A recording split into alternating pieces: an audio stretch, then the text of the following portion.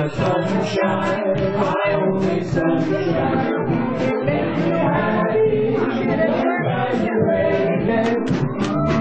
Come on, Robert. Waggle here.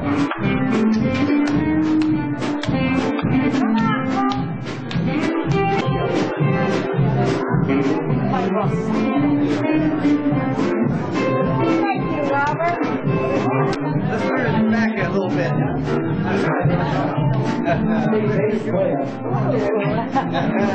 Very good. He is the Regional Director for the United States Department of Health and Human Services. He will be kicking off this, so can we have a round of applause for Mr. Goldman?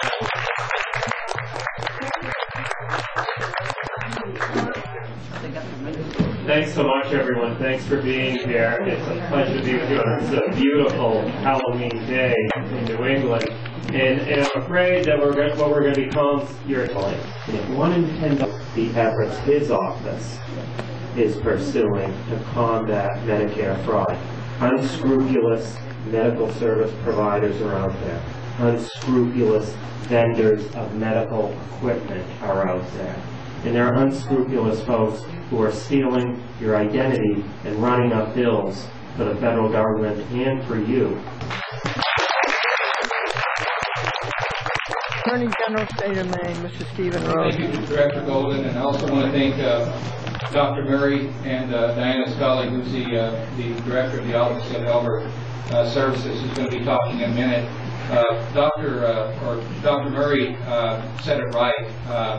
You probably know, I don't know if any of you were contacted by folks last year, about 12 months ago, marketing Medicare over the phone, Medicare Part D, remember the prescription drug program? A lot of seniors got calls, and they were some even door to door, and folks were trying to get your Social Security number, your bank account number, and other information. And most of you knew not to give it. Some people weren't so lucky, and they did give information. I just want to say today that we do have a problem with healthcare fraud, as you just heard from Mr. Golden. It's a problem with unscrupulous providers trying to sometimes bill you for things that you didn't get, for medications, or some sort of a treatment that you didn't get. You need to be on the outlook and review your bill, right? Every time you get a bill from Medicare, make sure not just that you're not getting overbilled, but also that the federal government is not getting overbilled. And if you see an error, bring it to my attention. Bring it to the federal government's attention, and there's usually a number on the form that you can call to report discrepancies.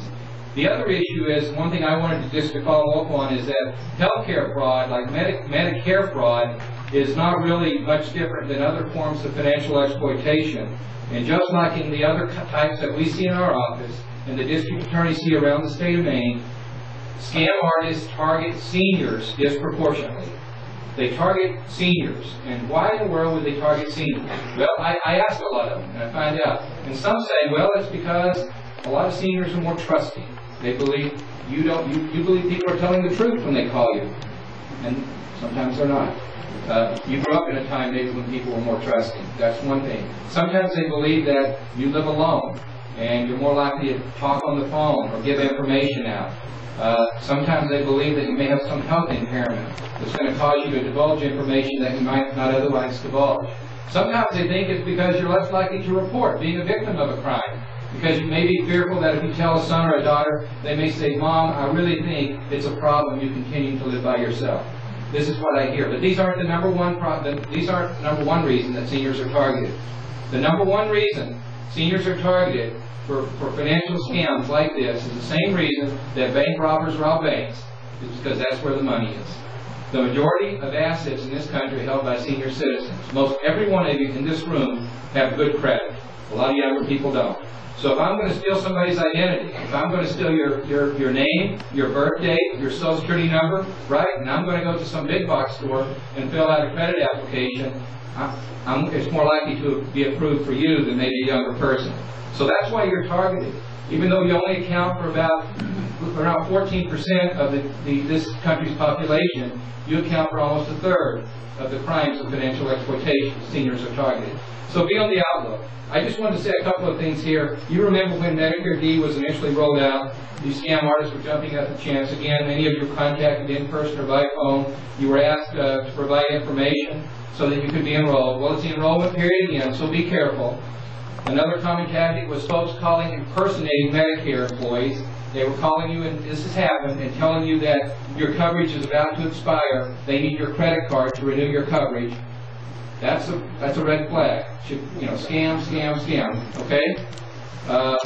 So here's the deal. I'm just going to give a few examples, a few tips too.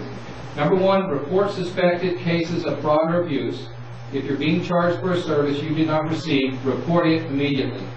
Number two, report any incident when someone from, quote, Medicare calls you up and tries to sell you something over the phone. Medicare does not sell anything. Do not conduct healthcare business with anyone who comes to your door.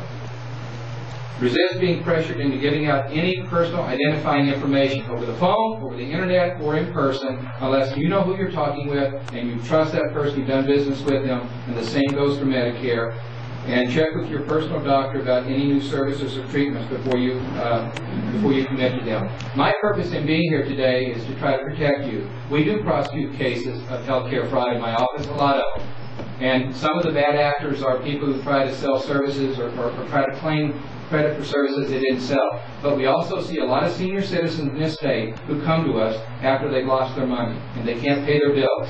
So please, don't be one of them. Keep your antennas up, read this information, and remember, if you have any questions about whether somebody is legitimate or not, you can call my office, you can call Diana Scully, you can call your area agency on aging, and you can ask. If you have any questions, you can ask, okay? Thank you. And we'll let them know that we're paying attention, and if we find that there are tactics going on, we're shutting them down. We're finding them, we're taking care of them. Because we're very concerned that too much money is spent on fraudulent tactics. Brian mentioned, the Attorney General mentioned a few things. I want to kind of back up with that and say to add a little bit more credits to that. We were at an event just a few days ago, because we've been all over the country on the Medicare bus.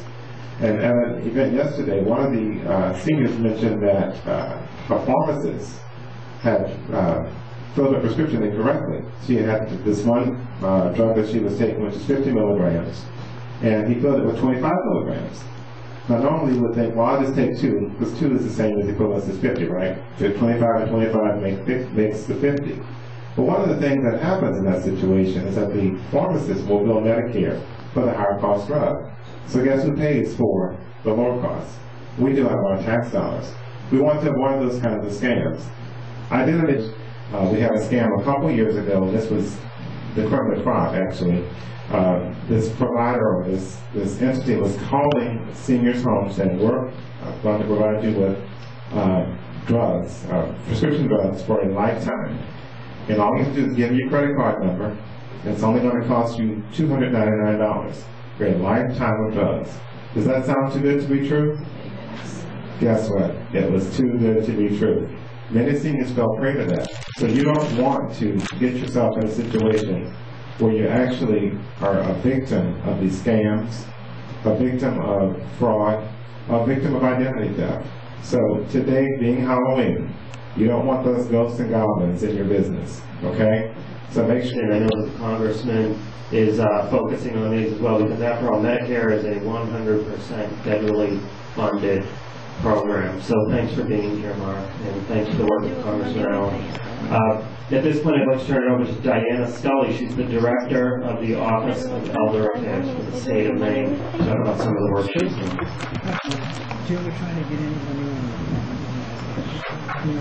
Thank you very much. It's a pleasure to be here this afternoon I'm actually here on behalf of our Commissioner of Health and Human Services, Brenda Harvey.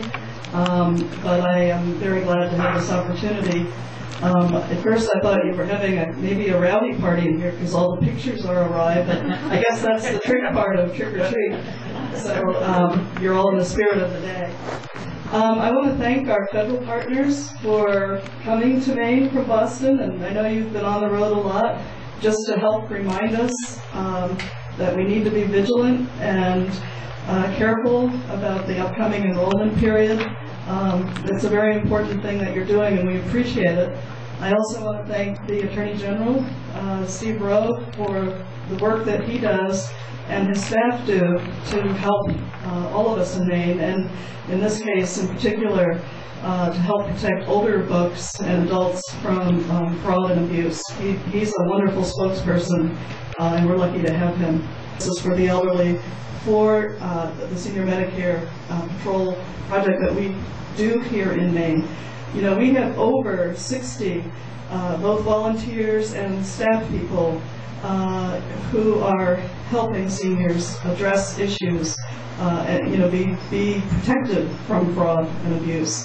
And their efforts are so important, and we appreciate them so much. So we really, really do thank you very, very much. We've been involved in this work. At the end of these comments, I'm trying to keep them short for you.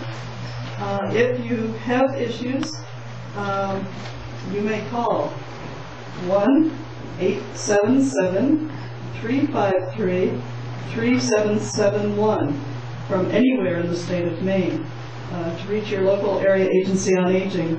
And since it's in one of the handouts that you have on the table, 9200, and you all know the area code 207. So anyway, one other point, I just want to say that during the first 6 months of this year, through those volunteers, the 60 volunteers and staff, we've reached 3,800 people to help them. And, you know, that's a lot of people in a short time. So I have a feeling the pace will even pick up more as this enrollment period comes along. So thank you very much, everybody, and be careful, be vigilant, and we're here to help as well.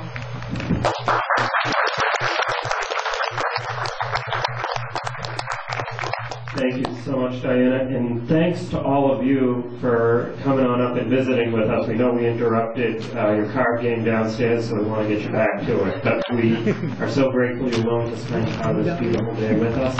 And finally, in the bags that were handed out, in the transparent plastic bags, is a list. It says 12 tips to protect yourself from healthcare fraud, summarizing some of the points made here today. There are phone numbers in multiple places in that bag that will allow you to reach out and blow the whistle and contact those of us at the federal level or the state level with your concerns with regard to identity theft and Medicare fraud. The 12 tips, they sound so basic, and they are. There's nothing there that's going to really fascinate.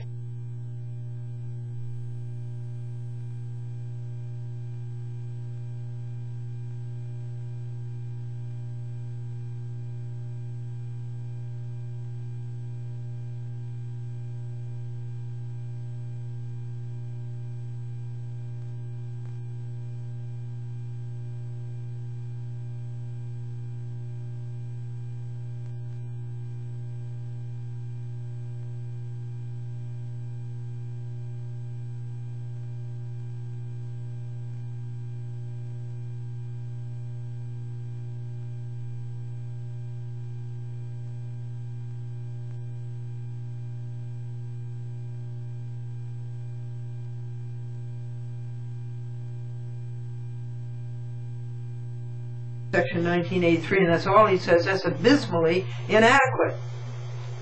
And see the civil cover sheet.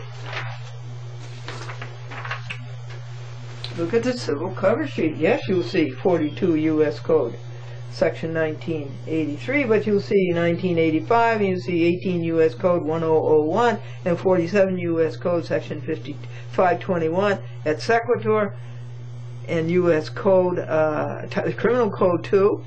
These are the things that press did. Some of the things. The civil cover sheet isn't big enough for you. At least all the laws that press broke.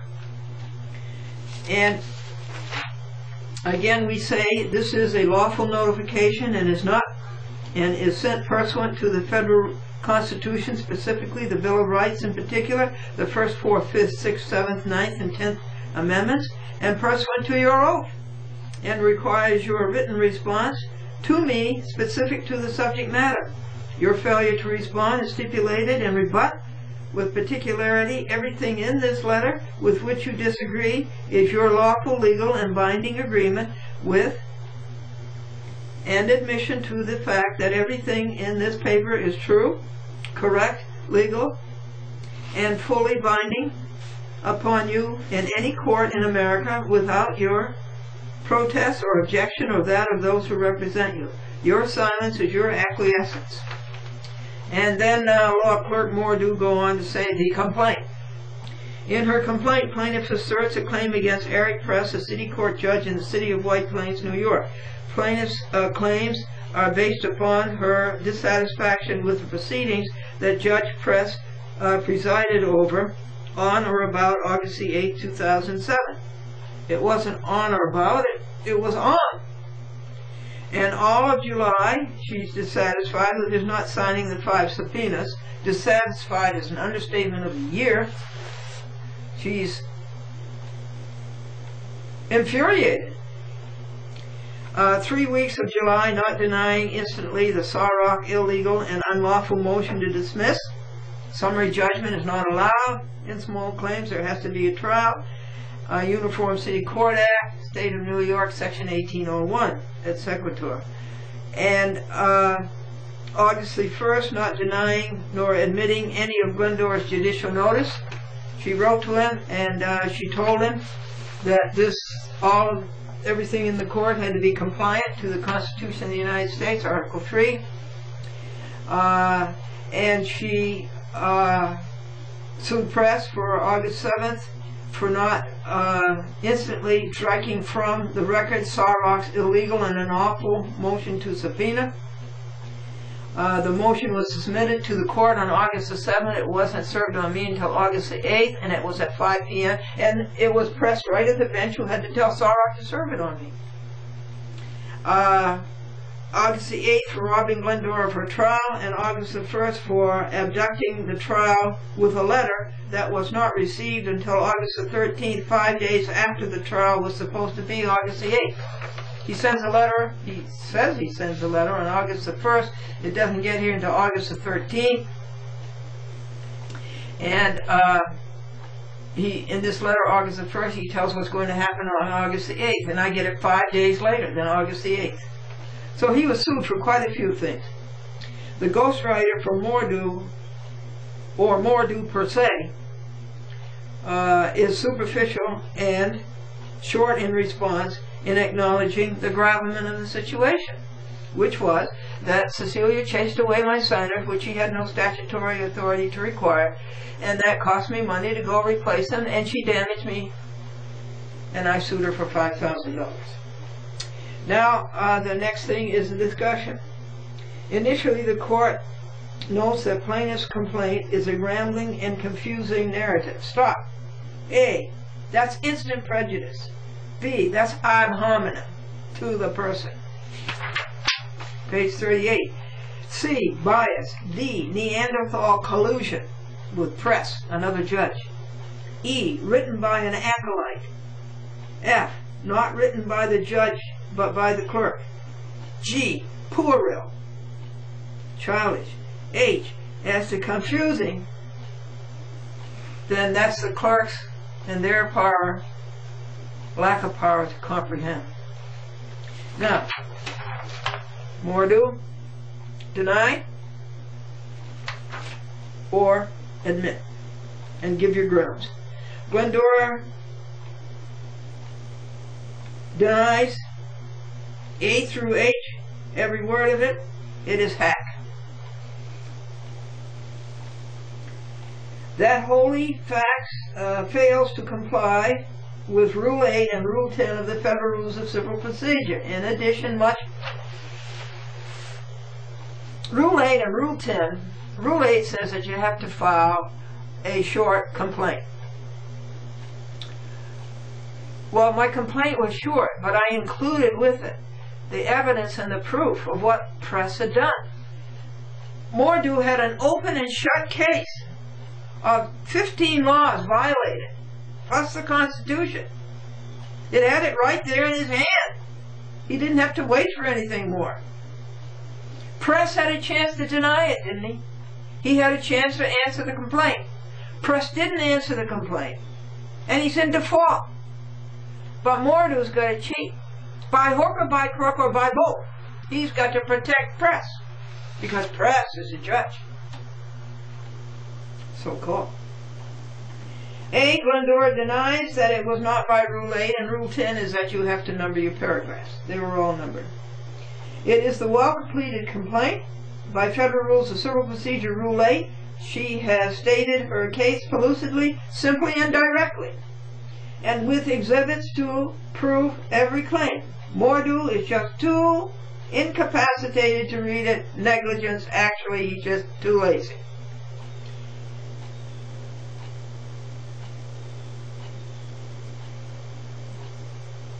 And the claims are stated succinctly, and all the proof and the evidence is there, page 39. Mordew just does not want to do his duty and does not want to be faithful to his oath. Glendora's complaint conforms valiantly to both Rules 8 and 10, but Mordew and his ghostwriter do not. They do not conform to any Federal Rules of Civil Procedure, or to the United States Code, or to the Constitution. Admit or deny and give your grounds. Can you see this okay?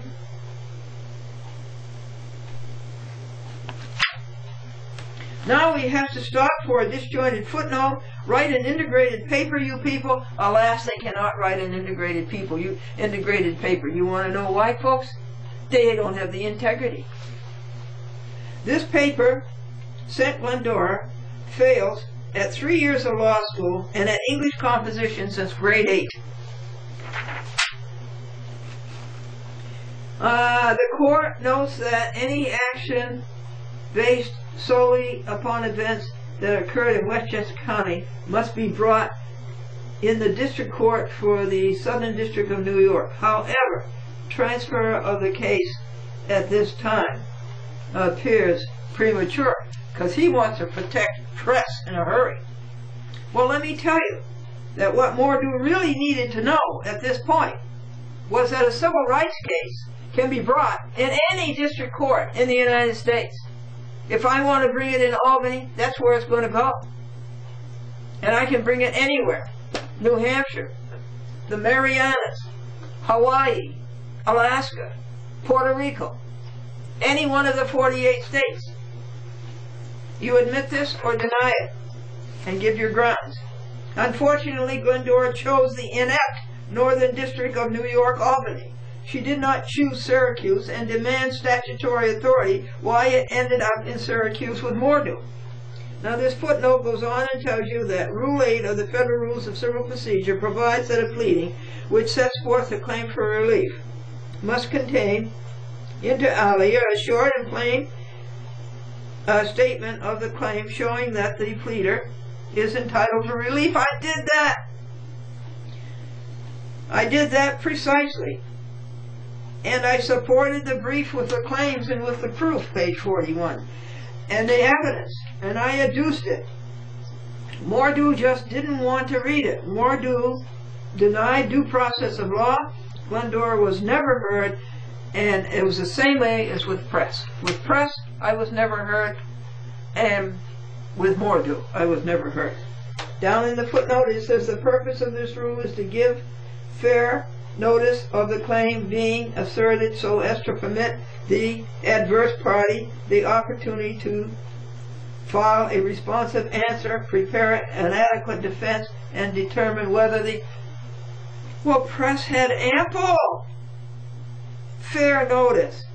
He was served August the 23rd at the White Plains City Court pursuant to Federal Rules of Civil Procedure 4D. He chose not to acknowledge the lawsuit, and he failed his civic duty to do so.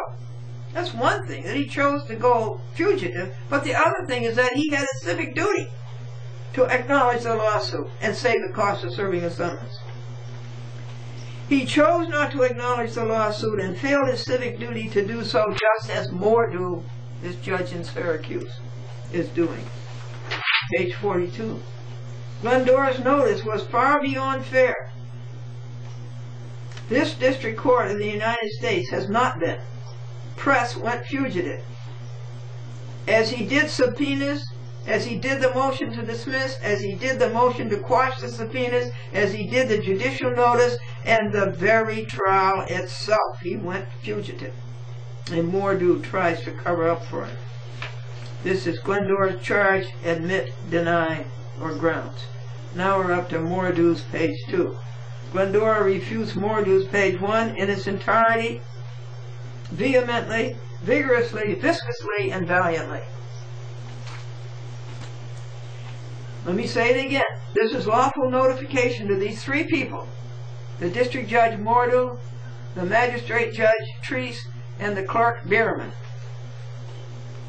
and is sent pursuant to the federal Constitution, specifically the Bill of Rights, in particular the 1st, 4th, 5th, 6th, 7th, 9th, and 10th Amendments, and pursuant to your oath, and requires your written response to me specific to the subject matter.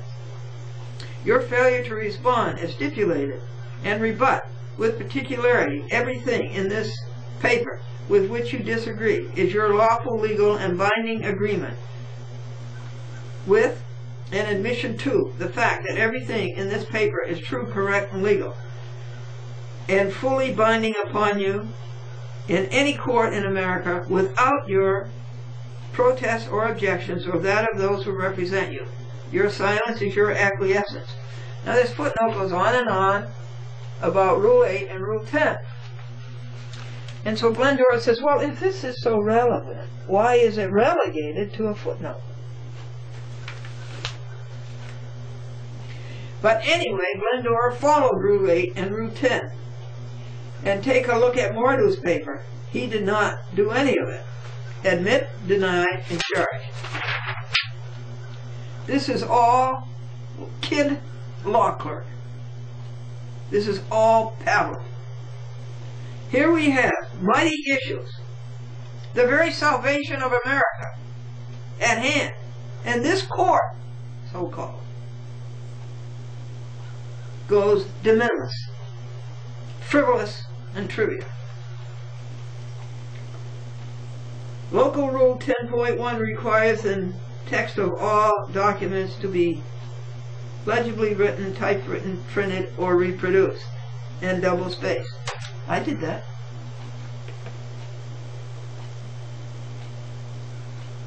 This is rankly unconstitutional. The Constitution was handwritten. Press's paper was single-spaced. And Judge Press is the only defendant named in the caption of the complaint. Why?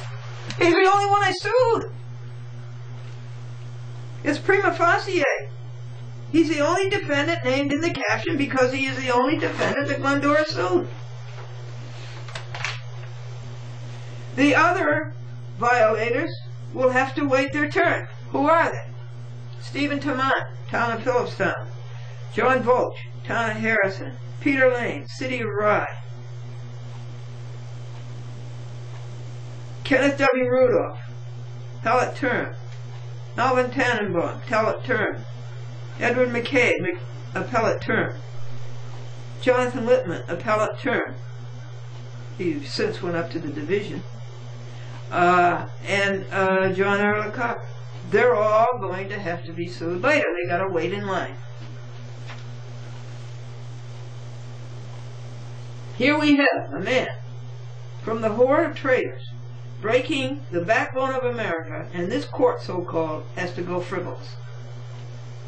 Plaintiff is advised that every defendant must be named in the caption of the complaint, and allegations against each individual must be set forth in the body of the complaint. Well, you may not know that, but I do, okay? Glendora did all of this. Press is the only defendant. He is named in the caption, and all claims against him are set forth in the body, mind, and soul of this complaint. It is shame that you cannot read and intercept. The backbone of America is being broken, and page 2 goes trivia. It shows desperation to get rid of the case, by hook or crook. Admit or deny. And if you deny, what are your grounds? Who is the law clerk who wrote this drivel? Identify as to name, age, school, and address personal. Answer. If all of these disjointed spit-outs are so important, why are they relegated to a footnote? Answer. And court, quote unquote, unintegrated trivia footnotes. Of the handwritten complaint is illegible. This illegibility is particularly problematic because it appears that plaintiff is attempting to assert claims against individuals other than Judge Press.